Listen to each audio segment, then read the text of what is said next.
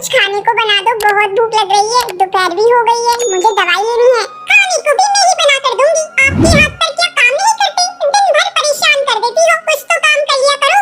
बेटा मुझसे काम नहीं होता, वरना मैं तुम्हें परेशान नहीं करती, मैं खुद ही सब कर लेती। हाँ हाँ, खाना खाने को बोल दो बस तो भर भर कर खा लोगी, और थोड़े से काम का बोल दो तो हाथ पैर नहीं चलते इनके। इतना बोलकर टुनटुनी अपने कमरे में चली जाती है। टूनी चिड़िया भूखी ही रोते रोते अपने कमरे में जाकर सो जाती है। शाम को कालू कौवा नौकरी से आकर अपने कमरे में जाकर सो जाता है। टूनी चिड़िया भूखी प्यासी ही सोई रहती है, उसे कोई पूछने नहीं आता।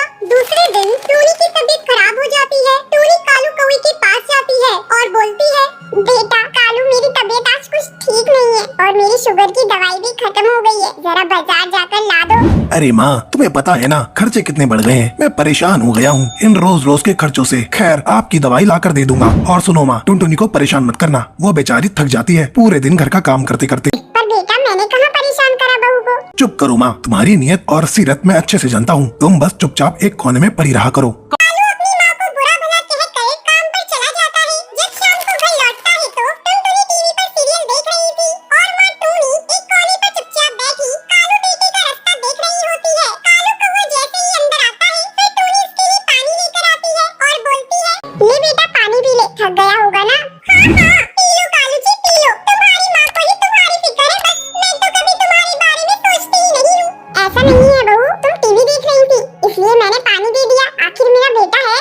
अरे सब समझती हूँ मैं आपकी हरकतें, कितनी चालबाज है आप, घर में फूट पड़वाना चाहती हो। ऐसा कुछ नहीं है बहू, बेटा तू समझा बहू को, ये क्या कुछ बोल रही है। क्या समझाऊं है, क्या समझाऊं? सही तो बोल रही है, कोई काम होता नहीं तुमसे और मुझे देखकर सब काम खुद करने लग जाती हो। मुझे तो समझ नहीं आता कि कैसे झेलूंगा मैं तुम्हें माँ।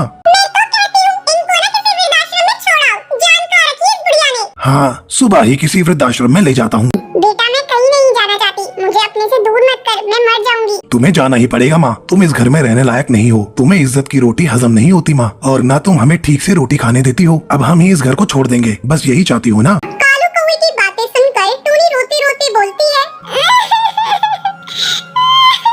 नहीं बेटा तू ऐसा मत बोल, मैं ही चली जाऊंगी। सुबह होते ही कालू कौवा अपनी बूढ़ी माँ को वृद्धाश्रम छोड़ आता है। थोड़ा समय बीत जाता है। एक दिन कालू कौवा और टुनटुनी लंच के लिए अपने दोस्त मिट्टू तोता को अपने घर बुलाते हैं। मिट्टू कालू से बोलता है, अरे यार कितने सालों बाद मिले हैं अपन आज। हाँ यार बहुत टाइम हो गया। आज तो भाभी जी के हाथ का खाना खाने को मिलेगा, पर भाभी एक बात बोलूंगा, आंटी जैसी दाल की खिचड़ी कोई नहीं बना सकता, वो तो पूरे जंगल की बेस्ट कुक है। क्यों है ना कालू कौवे? हाँ यार। वैसे यार आंटी है कहाँ, दिखाई नहीं दे रही है। यार मैं और टुनटुनी उनसे परेशान हो गए थे, उन्होंने परेशान कर दिया था। खाना दवाई और कितनी महंगी दवाइयाँ आती थी उनकी, तुझे तो पता ही है, तुझसे ही तो मंगवाता था मैं दवाइयाँ। हाँ सही बोल रहा है, पर जिसे तू नॉर्मल शुगर की दवाइयाँ समझकर मंगवाता था ना, वो तेरी माँ का तुझे दिया गया ऐसा कर्ज है जो तू कभी नहीं चुका सकता कालू। तू कभी आंटी के मन को समझ ही नहीं पाया, उनके मन में सिर्फ तेरे लिए प्यार था। और ये तेरी जिंदगी जो है ना, ये उसी दिन खत्म हो जाती जब तू 9 साल पहले हॉस्पिटल में एडमिट हुआ था। जिस माँ ने तुझे ये बोला था ना हॉस्पिटल में, बेटा परेशान मत हो, नॉर्मल पथरी का ऑपरेशन है, उस माँ ने अपनी जान की परवाह न करते हुए तुझे एक किडनी दी थी।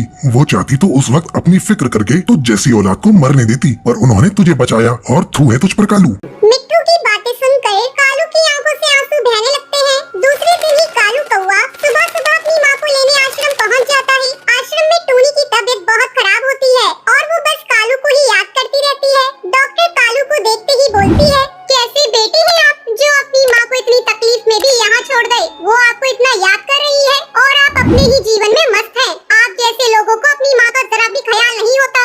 डॉक्टर आप उन्हें ऐसे मत डांटिए, उनकी कोई गलती नहीं है, वो तो मैं ही बार बार बीमार पड़ती रहती हूँ। देखा कितनी अच्छी माँ है, तुम्हारी गलतियों को भी अपनी गलती बता रही है। तुम धन्य हो जो तुम्हारे पास माँ है। इस दुनिया में ऐसे भी पक्षी हैं जिनके पास माँ का साया तक नहीं होता। डॉक्टर की बातें सुनकर कालू अपनी माँ टूनी को रोते रोते गले लगाता है और बोलता है, माँ मुझे माफ कर दे माँ, मैं तेरे कर्जों को कैसे उतारूं? माँ मैंने तुझसे बहुत बुरा बर्ताव किया। माँ जी मैंने भी बहुत बुरी तरह से आपको परेशान किया, मुझे माफ कर दीजिए माँ जी। अरे मेरे बच्चों, माँ कभी अपने बच्चों से नाराज होती है? मैं तो बस हमेशा तुम्हें खुश देखना चाहती हूँ। और फिर तीनों